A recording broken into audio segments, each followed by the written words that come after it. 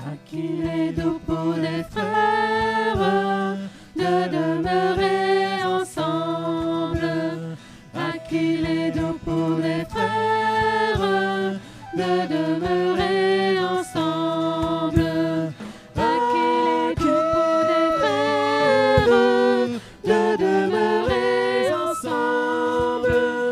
À qu'il est doux pour des frères de demeurer ensemble.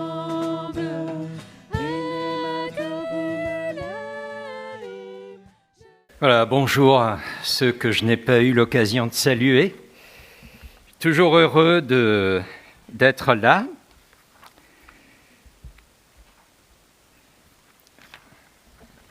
Ce matin, à la rencontre de prière, Annie Nippert a introduit par ce texte dans la lettre de Paul aux Éphésiens, au chapitre 1, quand il est question de la victoire du Seigneur Jésus, eh bien, cette puissance, cette action souveraine de sa force, Dieu l'a mise en action dans le Christ, en le ressuscitant, c'est ce que nous venons de chanter, d'entre les morts, et en le faisant asseoir à sa droite, dans les lieux célestes, au-dessus de toute principauté, autorité, puissance, souveraineté, au-dessus de tout nom qui peut se nommer non seulement dans le siècle présent, mais encore dans le siècle à venir. Il a tout mis sous ses pieds et l'a donné pour chef suprême à l'Église dont nous sommes, qui est son corps, la plénitude de celui qui remplit tout en tous. Waouh, quelle formidable déclaration! La croyons-nous? Bien sûr que oui.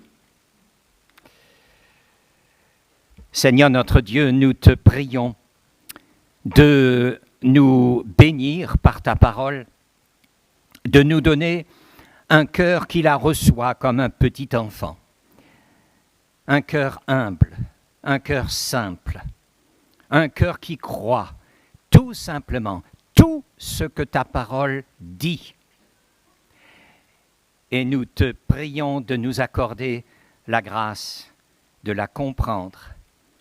Instruis-nous, enseigne-nous, et que cette parole reste gravée en nous pour donner du fruit. Merci Seigneur pour ta bonne présence au milieu de nous et dans nos cœurs. En Jésus-Christ, nous te prions. Amen.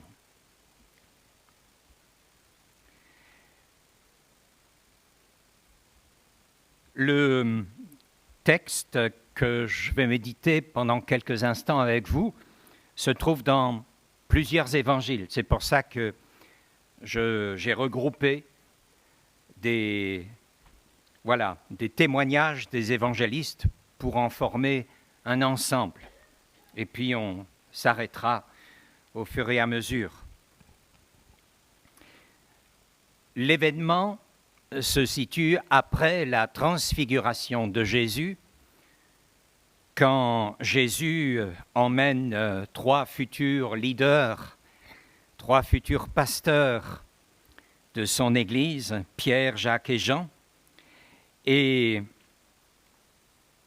à l'instant probablement le plus grand, le plus émerveillé de cette transfiguration, il y a ces paroles qui retentissent et que le Père prononce: « Celui-ci est mon Fils bien-aimé, en qui j'ai mis toute mon affection, écoutez-le. » Alors nous voulons, nous aussi, ce matin, écouter le Fils de Dieu, notre Sauveur, notre Maître, notre Seigneur et Berger.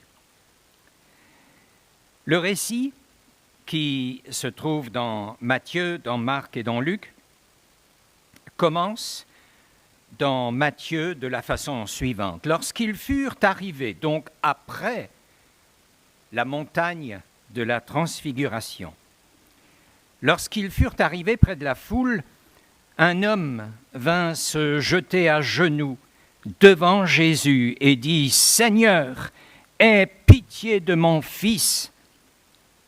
C'est mon fils unique. Il est épileptique. Il a un esprit muet et il souffre cruellement. Et partout où l'esprit s'empare de lui, il le jette par terre. Et tout à coup, il pousse des cris, il le secoue violemment, le fait écumer. L'enfant grince des dents et devient tout raide. L'esprit le quitte à grand-peine après l'avoir tout brisé. » Alors je donnerai de temps en temps des indications par rapport au texte original parce que ça nous aide à mieux saisir et à mieux approfondir l'histoire en elle-même. Tout d'abord, il est épileptique. Je ne sais pas s'il y a des gens du médical parmi nous, probablement. Donc, le terme grec, séléniazomai, il y a la notion de Sélène, et Sélène, ça nous rappelle un astre, la lune. Et c'est pour ça que certaines traductions le rendent par « il est lunatique ». Et dans la société grecque, c'est aussi un mot qui incitait systématiquement à penser que quelqu'un qui est atteint par ce mal, c'est quelqu'un qui est soit devin, soit sorcier. Voilà, c'est juste pour nous situer un peu dans le contexte. Donc quelqu'un qui est épileptique ou lunatique, ce n'est pas une maladie comme une autre. Et l'histoire va effectivement révéler qu'il y a quelque chose de particulier. Le papa, qui a un certain discernement, eh bien, il discerne, ou il pense discerner dans cet enfant, dans son fils, un esprit muet, un esprit qui le fait souffrir cruellement, un esprit qui soudainement s'empare de lui, le jette par terre, le fait écumer, etc. L'esprit le quitte à grand-peine après l'avoir tout brisé. On se demande à quel moment l'esprit le quitte. Est-ce que le père fait quelque chose? Est-ce qu'il appelle à l'aide? Est-ce qu'il a des conseils qui lui ont été donnés en pareil cas? Nous ne le savons pas. En tout cas, l'enfant n'est pas libre, puisque l'esprit revient toujours à nouveau. Et nous entrons là dans un domaine qui ne nous est peut-être pas très commun, ou qui ne suscite pas l'enthousiasme, qui peut faire peur. Mais ce n'est pas le but. Au contraire. Ça me fait penser qu'il y a quelques années, j'ai eu vent, de par une personne que je visite de temps en temps, que quelqu'un de proche qui visite cette personne a une sœur qui travaille dans le médical aussi et qui elle-même a une sœur qui a un comportement plus qu'étrange. Et avec un frère dans la foi d'une communauté, nous sommes allés voir dans un premier temps les parents de cette femme au comportement étrange, à quelques kilomètres d'ici, pas loin.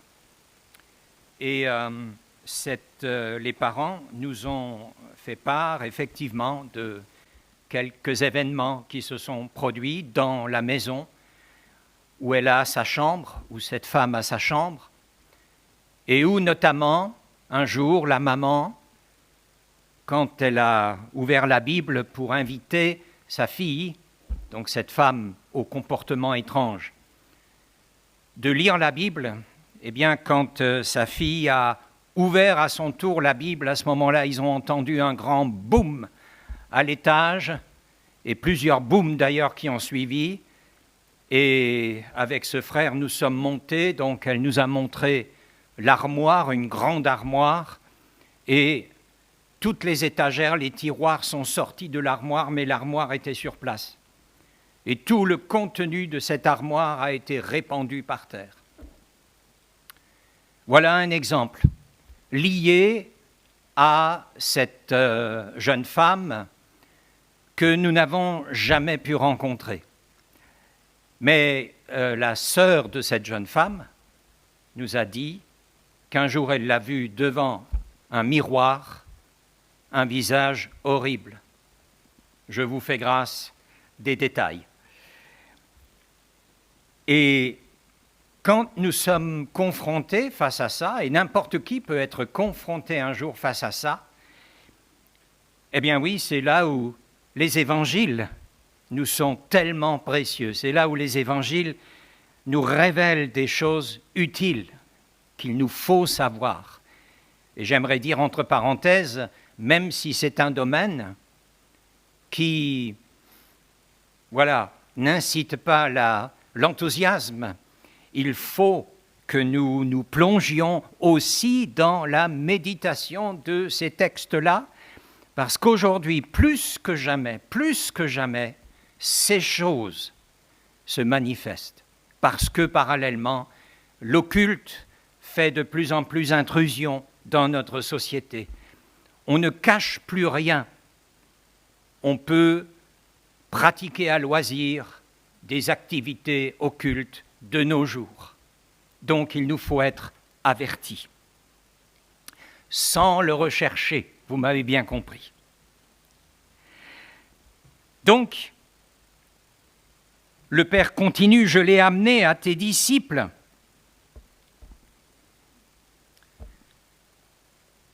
Mais ils n'ont pas pu le guérir.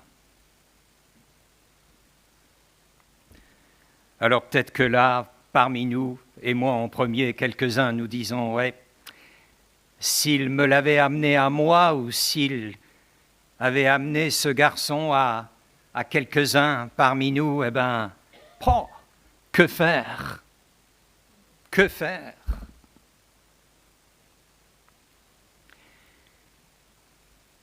Il y a quelque chose d'intéressant dans le texte original, c'est que le verbe « pouvoir », donc ils n'ont pas pu le guérir, le verbe « pouvoir », enfin traduit par « pouvoir » dans nos versions, c'est un verbe qui peut se traduire de deux manières parce que ce sont deux verbes différents traduits dans nos versions par un même verbe « pouvoir ». En fait, il existe dans le grec deux verbes différents, mais que nous avons indistinctement traduits par « pouvoir ». Ici, le verbe employé se réfère davantage au pouvoir humain. Être fort, être robuste, être vigoureux, être capable, voilà. Ils n'étaient pas assez forts, ils n'étaient pas assez vigoureux, ils n'ont pas pu, ils étaient incapables. Et ça nous révèle quelque part que ce papa attentionné vraiment pour son enfant, c'est peut-être, et peut-être même certainement davantage adressé à une puissance, une capacité humaine. Eh bien, ils n'ont pas pu. Il a compté davantage sur un pouvoir humain.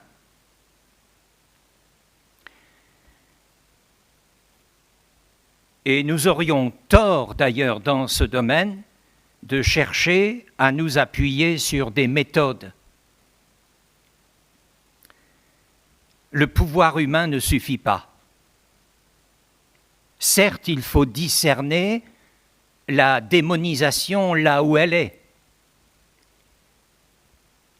J'emploie le terme démonisation parce que le terme possession n'est pas dans le Nouveau Testament. C'est toujours le terme démonisation, parce qu'un esprit ne peut pas complètement posséder comme si c'était sa propriété, un être humain. La démonisation fait référence à une habitation et à une influence plus ou moins grande dans tel ou tel domaine d'un esprit sur une personne. Donc ça, c'est déjà réconfortant.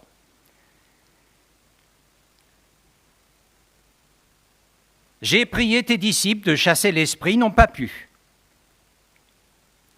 Et maintenant, Jésus va réagir. Génération incrédule et perverse. Jusqu'à quand serai-je avec vous? Jusqu'à quand devrais-je vous supporter? Amenez-le-moi.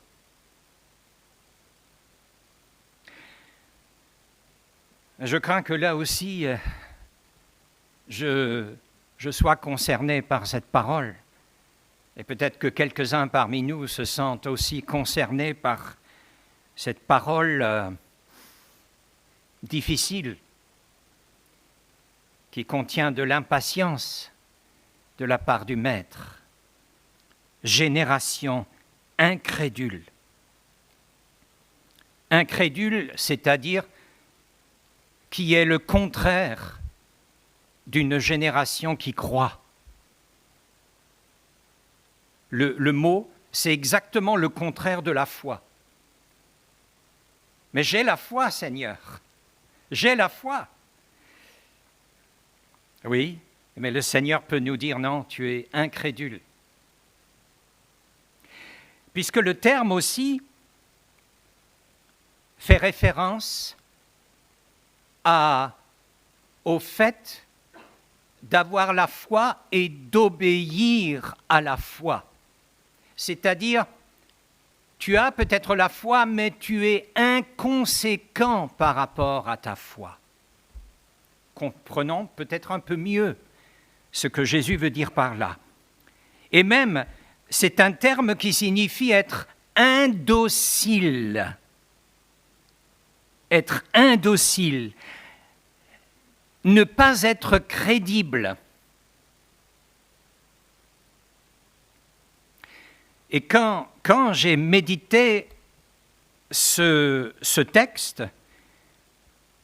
forcément, je me suis quelque part découvert incrédule. Et on va y revenir. Je me suis quelque part découvert indocile et désobéissant. Mais pourquoi on l'a invité, lui, ce matin, à prêcher? Ah oui. Mais je crois que je suis peut-être pas le seul.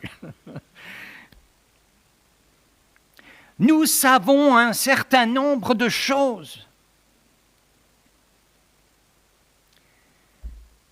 Et nous les croyons.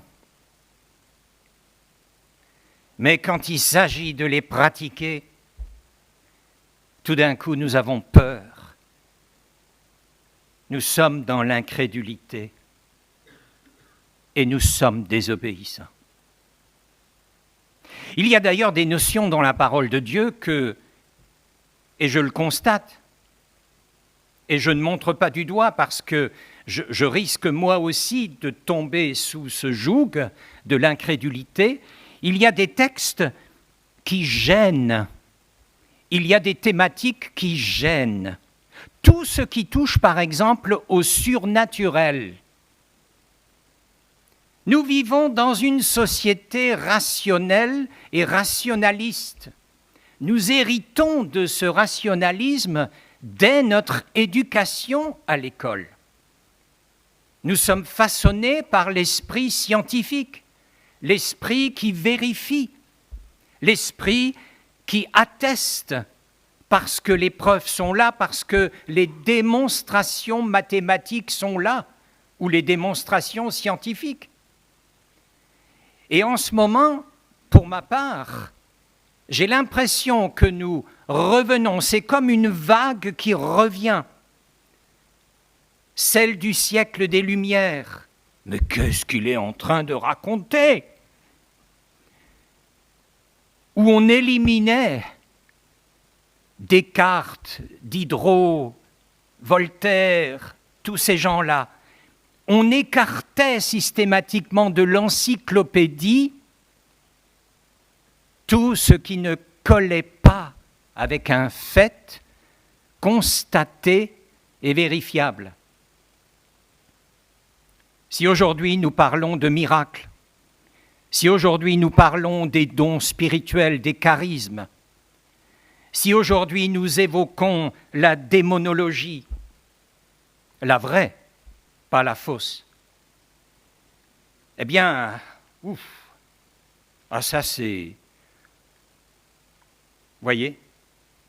Et donc, quand nous sommes ainsi disposés, quand la vague nous a frappés, cette vieille vague que Satan entraîne toujours à nouveau, régulièrement dans l'histoire, eh bien oui, nous en arrivons à être cette génération incrédule, indocile, désobéissante à la parole pourtant claire. Et il ajoute, génération perverse. Et ça, c'est une conséquence terrible de cette incrédulité, puisque le terme ici, perverse, signifie littéralement avoir l'esprit de travers. Et même porter le désordre, détourner.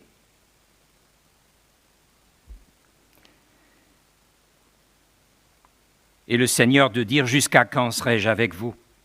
Jusqu'à quand devrais-je vous supporter ? Oui, mais ça, il ne le dit pas aux disciples. Si, il le dit à tout le monde qui est présent, au papa, aux disciples, aux gens qui sont autour.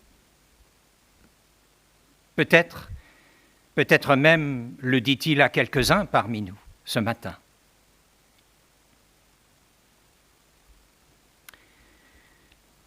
Il y a des années de cela, j'ai un jour reçu un coup de fil d'un homme que je ne connaissais pas, enfin un jeune homme de la région de Beach. Il m'avait vu dans un annuaire, je ne sais pas comment. Et il m'a téléphoné, il m'a dit « Vous êtes exorciste ?» J'ai dit « Non ». Enfin, j'ai essayé de lui expliquer ce qu'est l'exorcisme biblique. Et c'est là où il m'a dit que, lui et sa famille habitent une ferme, donc près de Beach, qui est habitée par des esprits, etc. Et il me demande si je peux venir. Je dis, oui, on peut voir. Alors j'ai appelé un autre frère et une sœur qui a eu affaire à ce genre de choses, et nous sommes partis à 3. Une grande ferme, une vieille ferme, et toute la famille était réunie. Nous étions dans une grande cuisine, avec une très longue table, des chaises autour, et ils nous ont raconté ce qui se passe dans la maison. Déplacement d'objets, bruit de chaînes qui descendent les escaliers, etc. La panoplie traditionnelle d'une maison hantée. Et nous leur avons annoncé l'Évangile. C'était la première des choses à faire, avant même la prière. Et nous leur avons bien expliqué, par la grâce de Dieu, les choses. Ce qui importe, c'est qu'eux-mêmes changent de camp, changent de maître. Une famille catholique traditionnelle. Mais le message n'a pas vraiment passé. Je peux comprendre qu'il faut du temps, n'est-ce pas, pour que les choses soient assises, soient comprises, pour qu'il y ait un début vraiment de prise de conscience. Donc je pense que l'annonce de l'Évangile n'aura pas été vaine. Mais ce n'était pas le moment encore pour eux de se tourner vers le Seigneur, en tout cas à leur niveau. Alors nous avons quand même prié. Nous étions tous assis autour de cette immense table et nous avons prié, nous 3. Prié pour la conversion à Jésus-Christ, prié pour que eh bien, dès lors qu'eux-mêmes seront convertis, ils n'auront plus besoin de nous. Ils pourront eux-mêmes chasser ces esprits hors de la maison.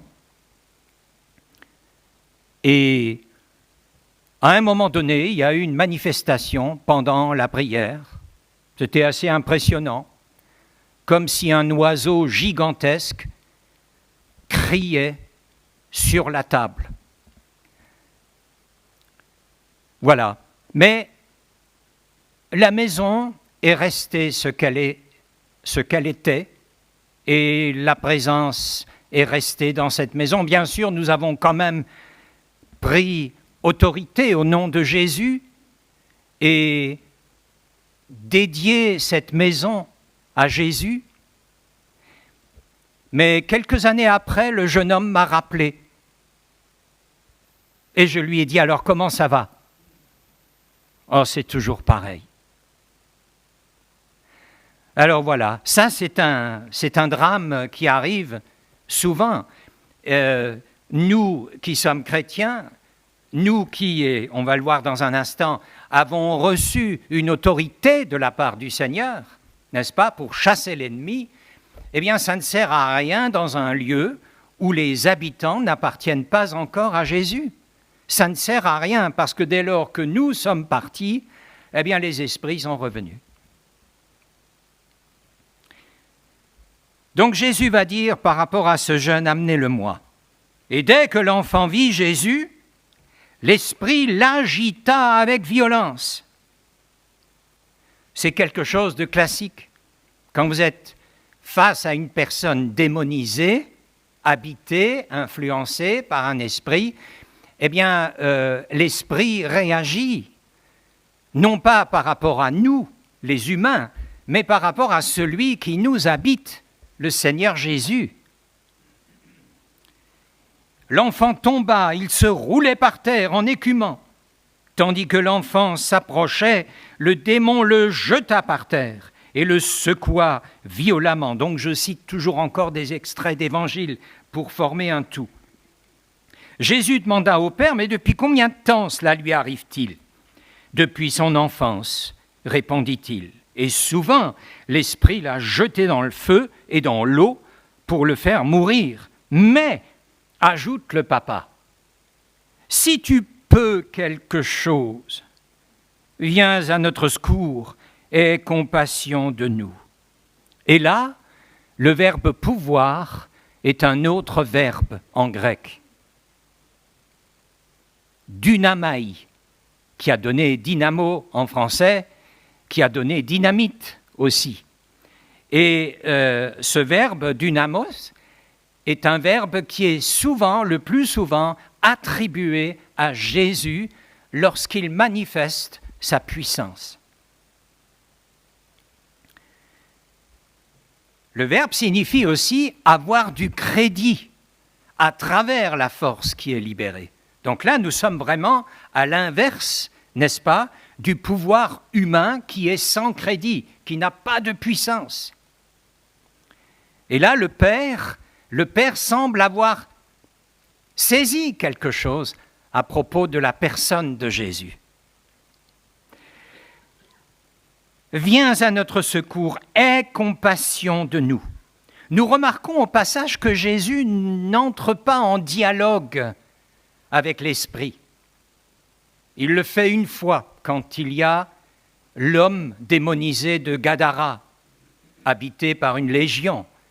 Là, il pose une question. Mais là, dans ce cas, il n'entre pas en dialogue et c'est une chose importante. Pourquoi ? Parce que, rappelons-le, les esprits qui sont du malin sont des menteurs diplômés. Dans certains cas, ils sont obligés à la vérité, mais dans la plupart des cas, ils mentent.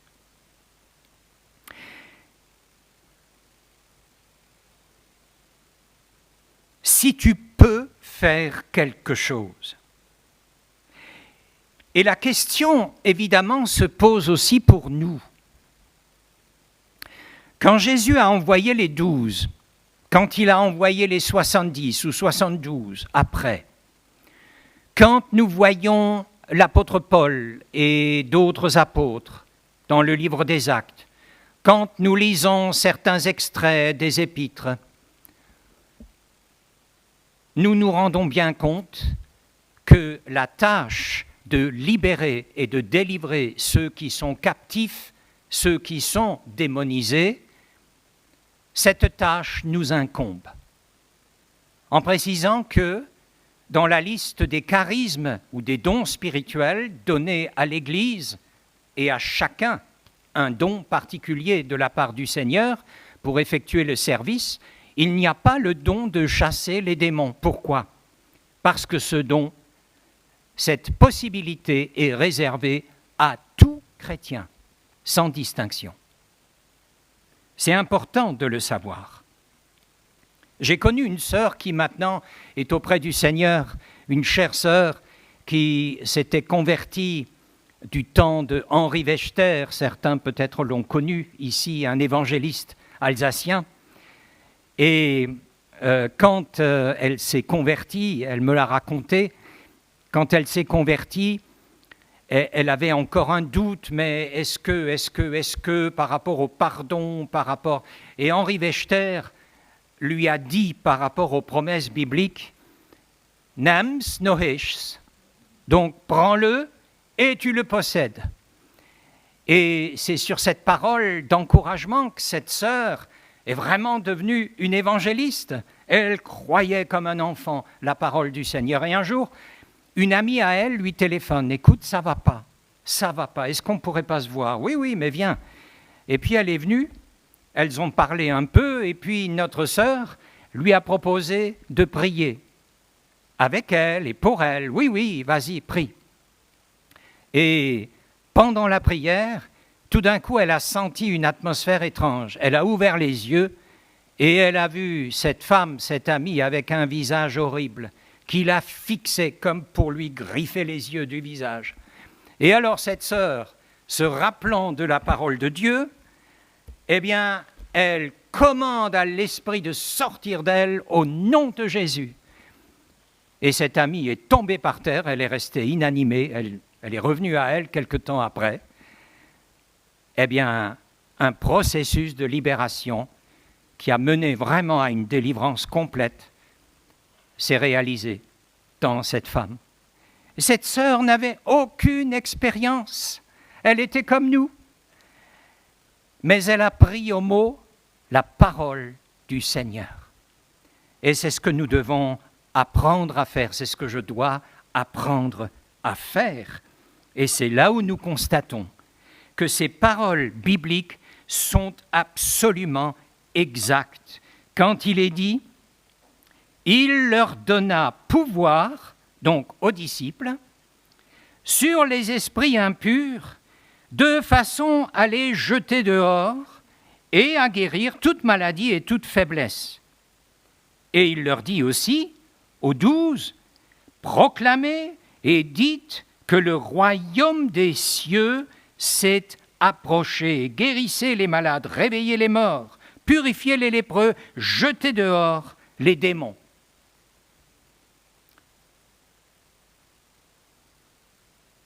C'est pour chacun de nous quand l'occasion se produit. Notre attitude naturelle, c'est de fuir. C'est aussi ma réaction naturelle, parce que c'est quelque chose qui n'est pas de ce monde, c'est quelque chose que nous ne maîtrisons pas. Et donc, notre tendance naturelle est la fuite, et le Seigneur le sait. Et notre tendance naturelle à ce moment-là, c'est de penser à un spécialiste. « Ah, mais il y a Emmanuel Männlein. Lui, il a l'habitude. Allez, on va essayer de calmer la personne, on parle d'autre chose, de la pluie, du beau temps, pour que les esprits se calment, et puis on l'emmène chez Emmanuel où Emmanuel vient. » C'est notre réaction naturelle. Mais le Seigneur nous dit autre chose. Béni soit le Seigneur pour Emmanuel, hein. C'est un cher frère. Avant lui, il y avait Maurice Ray, avant lui, il y en avait d'autres. Mais le Seigneur nous dit non, je vous donne ce pouvoir. Et vous savez, il y a quelque chose une petite perle à relever. Quand il est question du royaume, évidemment, nous n'annonçons pas le royaume d'un humain ou une force de l'Église ou je ne sais quoi. Nous annonçons le royaume de Dieu. C'est la substance du message, le règne de Dieu. Et donc Dieu, dès lors que nous sommes fidèles à l'annonce de ce message-là, Dieu s'engage à manifester la réalité de son royaume. Il en donne une preuve aux gens qui ont besoin d'être libérés, d'être délivrés. Et figurez-vous que ce mot royaume, en grec le mot basileia, le royaume signifie bien le règne, mais il désigne aussi, et ça c'est pour chacun de nous, chrétiens qui appartient à Jésus-Christ, ce mot désigne les insignes de la royauté. Les démons, les esprits, voient en nous ce que nous ne voyons pas. J'utilise une image, mais c'est une image qui est réalité spirituelle. Les esprits voient en nous les insignes de la royauté. Ah bon? J'ai jamais vu de couronne à la radio que le labo a faite. Non, bien sûr que non. Mais ils voient deux choses, deux insignes de la royauté. C'est quand il est dit que Jésus donne la puissance et l'autorité. Jésus leur donna puissance et autorité pour chasser tous les démons et guérir les maladies. Puissance et autorité. Premier insigne, la puissance, la dynamis, la dynamite de Dieu. Heureusement que nous ne la voyons pas. Notre orgueil nous emporterait assez rapidement. Et l'autorité. Ici, c'est un autre terme qui désigne en quelque sorte la liberté d'agir. Le mot grec, exousia, désignait à l'époque la magistrature à Rome.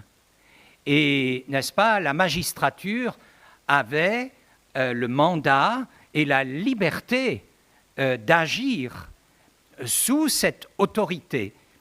Donc il y a la puissance qui n'est pas la nôtre, qui est celle du Seigneur, celle de Dieu, celle de l'Esprit Saint, et il y a la liberté de mettre cette puissance au service du Seigneur, au service du prochain. Et les démons le savent, et les esprits mauvais le voient. Vous vous rappelez de la scène dans les Actes, les fils de Séva qui essaient de chasser les démons, et les démons disent, mais Paul, on le connaît. Il disait, mais au nom de ce Jésus que Paul prêche, mais Paul, on le connaît. Mais vous, qui êtes-vous? Et puis, ils ont pris des coups. Les esprits voyaient que Paul était revêtu et portait les insignes du règne de Dieu. Il faut que nous prenions conscience de cela. Et donc, il ne faut pas que nous nous appuyions, je me prêche à moi-même, il ne faut pas que nous nous appuyions sur les apparences qui sont toujours impressionnantes. Et Satan sait comment jouer sur les apparences. Mais il sait qu'il est perdant dans la réalité spirituelle des choses. N'oublions jamais cet aspect-là. Lors du dernier synode que j'ai vécu dans le cadre de l'Église méthodiste, de laquelle j'ai quitté pour certaines raisons, le synode, comme chaque année, a rassemblé les pasteurs, les délégués des églises locales pour se retrouver quelque part en Suisse. Et la pratique était de loger, n'est-ce pas, toutes les délégations qui venaient même d'Afrique du Nord et d'Europe, de les loger 2 par 2 dans des familles qui acceptaient donc cette hospitalité. Et j'étais seul. Pour X raisons, il n'y avait personne, donc j'étais seul. Et on m'a amené le soir, après la première journée de rencontre, on m'a amené dans une ferme occupée par une jeune femme. Et le premier soir, sa sœur était présente. Mais après, j'ai appris que cette sœur n'allait plus rester. Donc, je me retrouvais seul avec cette jeune femme. Et le premier soir, elle m'a préparé un petit repas, ce qui est coutumier dans ce type d'hébergement, et c'est normal. Et pendant le repas, j'ai voulu un peu faire sa connaissance, mais elle n'en disait pas. Donc elle enseignait les enfants à l'école du dimanche. C'est ce qu'on m'avait dit. Et puis j'ai commencé à raconter des vécus avec le Seigneur. Et à un moment donné, elle a dit « Bon, écoute, maintenant arrête, je peux plus l'entendre. » Bon, j'ai un défaut, et vous le constatez ce matin, je parle un peu beaucoup. Mais rassurez-vous, il y aura une fin. Il y aura une fin. Et ce comportement c'était pas normal. C'était pas normal. Bref, elle se couche, la sœur la rejoint dans sa chambre, et moi, j'avais une petite chambre avec un espace porte, mais il n'y avait pas de porte. En fait, c'est un espace libre qui donnait sur le grand salon juste à côté. La première nuit, donc j'ai passé 3 nuits là-bas. Le synode durait 4 jours. J'ai passé 3 nuits. Et la première nuit, vers 3 heures du matin, j'entends comme le bruit d'un frigo. Vous savez, autrefois, les frigos, ça faisait comme un bruit de moteur, et puis la nuit, et puis ça s'arrête, et puis c'est bon. Et j'ai entendu un bruit, je me suis dit, c'est le frigo, quelque part. Bon, deuxième nuit, pareil. Bon, 3 heures, ça doit être ça. La dernière nuit, elle était toute différente. Et je peux vous dire que j'ai jamais vécu ce que j'ai vécu cette nuit-là. Au milieu de la nuit, le frigo entre guillemets, je ne l'ai plus entendu. Par contre, au milieu de la nuit, j'entends des pas très lourds. Et il y a un escalier qui montait, n'est-ce pas, du rez-de-chaussée à cet appartement. Un escalier en bois, donc on entendait bien. Et j'entends des pas très lourds qui montent doucement cet escalier. Je suis complètement réveillé. Et ça m'a paru bizarre parce que cette femme, donc avec qui je me retrouvais maintenant seul, cette femme était censée être dans sa chambre et dormir. Et j'entends un souffle, donc comme si quelqu'un qui est monté cet escalier portait quelque chose de lourd dans ses bras. Et j'entends poser sur la table du salon comme des paquets, mais très très lourds. Et je me dis, mais attends, mais comment elle a réussi à porter tout ça dans ses bras ?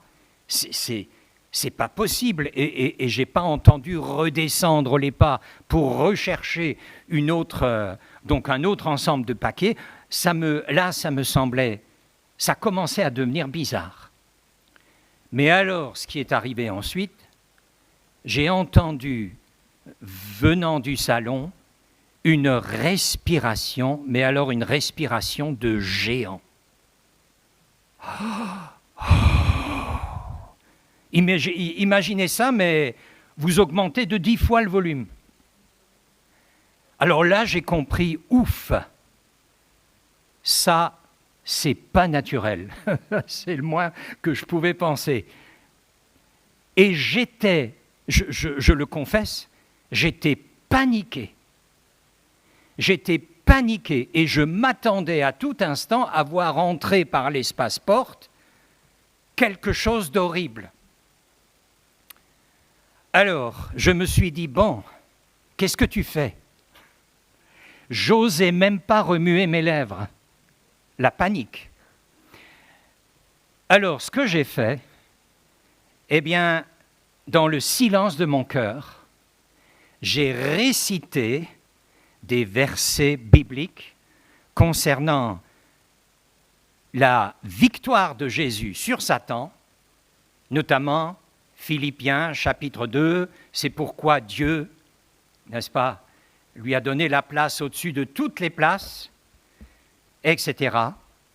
J'ai intérieurement, sans aucun bruit, juste cité dans mon cœur. Et le miracle s'est produit. Quand j'avais fini de citer 3, 4, 5, je ne sais plus combien de versets, la respiration géante a baissé en volume pour disparaître totalement.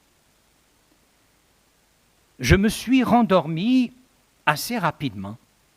Et le lendemain, eh bien, voilà, j'ai quitté la chambre, j'ai cherché la dame, la jeune femme, c'était dimanche. En général, les hôtes préparent un petit déjeuner, rien du tout.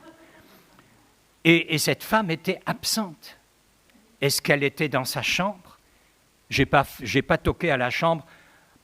J'étais content de partir d'ici. Mais ensuite, j'ai prié, j'ai dit, Seigneur, parce que ce dimanche-là, généralement les dimanches de clôture du synode, il y a des centaines de personnes qui viennent de tous les coins de Suisse, mais aussi de France et d'ailleurs, et qui se retrouvent tous dans un immense hall qui est loué, n'est-ce pas ? On peut être jusqu'à 2000 personnes. Et j'ai prié, Seigneur, il faut absolument que je prévienne le pasteur qu'avec cette femme, il y a vraiment quelque chose qui cloche. Et de laisser cette femme enseigner les enfants, c'est inconcevable, c'était inconcevable dans mon cœur. Là, je savais qu'il y a des choses occultes. Peut-être que la maison est hantée, je ne sais pas. J'ai prié. Et dans cette masse, alors on circulait, il y avait des foules et des foules qui convergeaient vers le lieu de rencontre. Le Seigneur est incroyable. Devant moi, à quelques personnes près, j'ai vu le pasteur de cette communauté dont faisait partie cette femme. Et je l'ai interpellé. C'était possible. Et je lui ai dit. Elle en a douté, parce qu'elle doute que ces choses existent. Mais j'ai dit, et quelque part je me suis déchargé de ce fardeau. Mais pour vous dire, je n'ai pas à ce moment-là eu le courage de saisir l'autorité et de proclamer, peut-être de mettre la lumière, mais je ne savais pas où était la lumière dans cette pièce, de mettre la lumière, en tout cas de faire quelque chose pour que cette puissance s'arrête. Je n'ai pas osé, mais j'ai constaté la puissance de la parole du Seigneur que j'avais juste dans mon cœur citée. Incroyable, ça m'a appris une grande leçon. La parole de Dieu est vraiment énergique, c'est de la dynamite. Et quand vous citez des choses qui manifestent la défaite de l'ennemi, vous êtes vainqueur par Jésus-Christ, par cette parole. Bien. Si tu peux quelque chose, je termine bientôt. Si tu peux quelque chose, et là il y a quelque chose de fantastique dans le texte original. Le papa dit, si tu peux quelque chose, et Jésus lui dit littéralement la chose suivante, et ça apparaît peut-être dans la version Darby ou dans une version qui est très très proche du texte original. Jésus lui dit littéralement, si tu peux, tout est possible pour le croyant. comment dire, il lui répond, si tu peux, hein, le si tu peux que tu dis. Eh bien, ça veut dire que tout est possible à celui qui croit. Et si tu crois, tu peux libérer, tu peux délivrer ton enfant toi-même.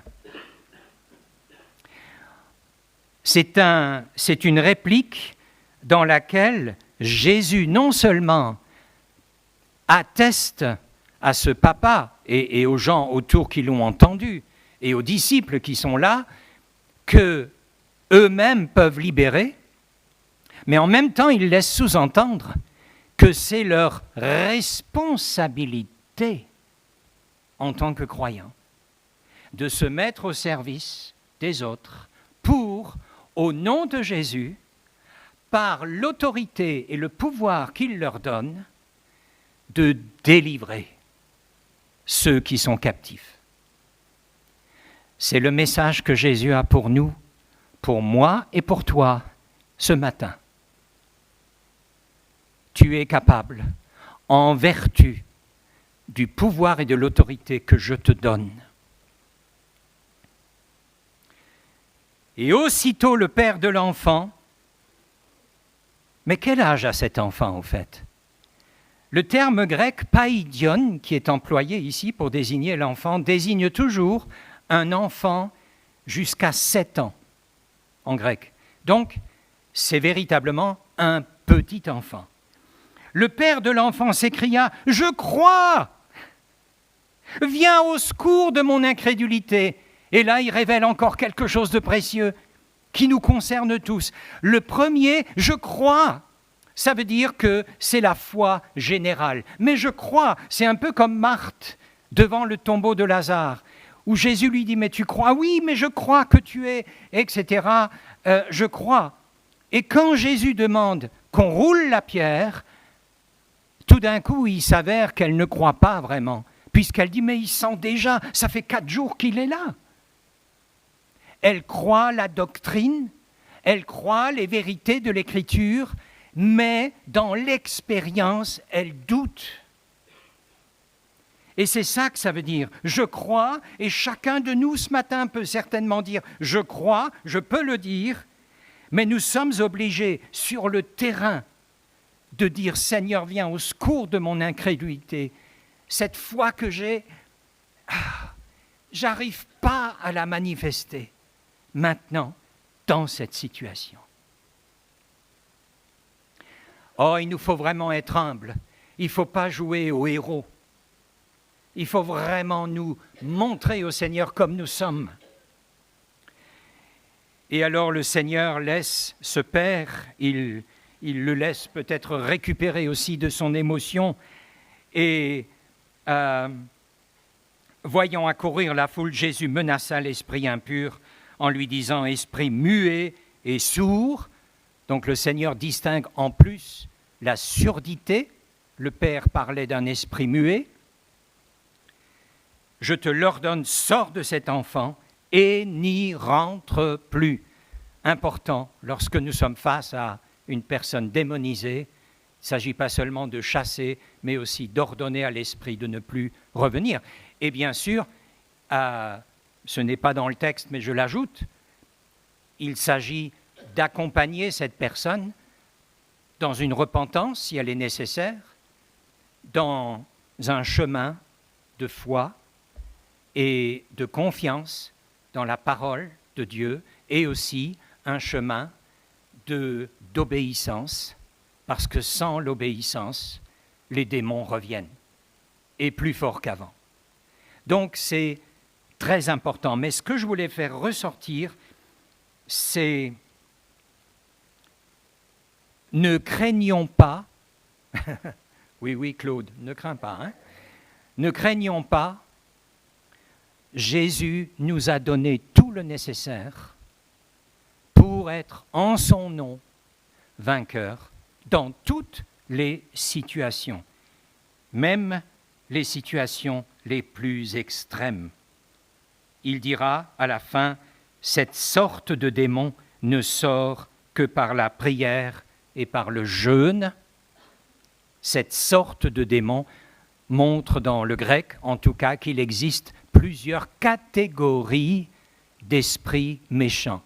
Mais quelle que soit la catégorie, si nous suivons l'enseignement du Maître, si nous écoutons l'Esprit, si nous demandons sagesse et discernement, si nous respectons cette prière et parfois le jeûne nécessaire, la victoire est là.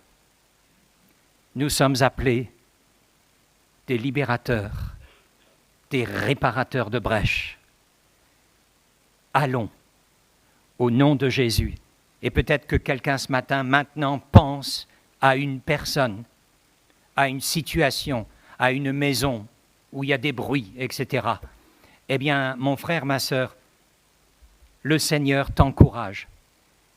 N'y va pas seul, emmène un frère, une sœur, allez-y à 2, à 3, mais ne reculez pas, ne reculez pas. C'est notre responsabilité et c'est notre privilège. Amen. Seigneur, merci de continuer à façonner nos cœurs. Merci de nous donner la foi du petit enfant par rapport à toutes les Écritures.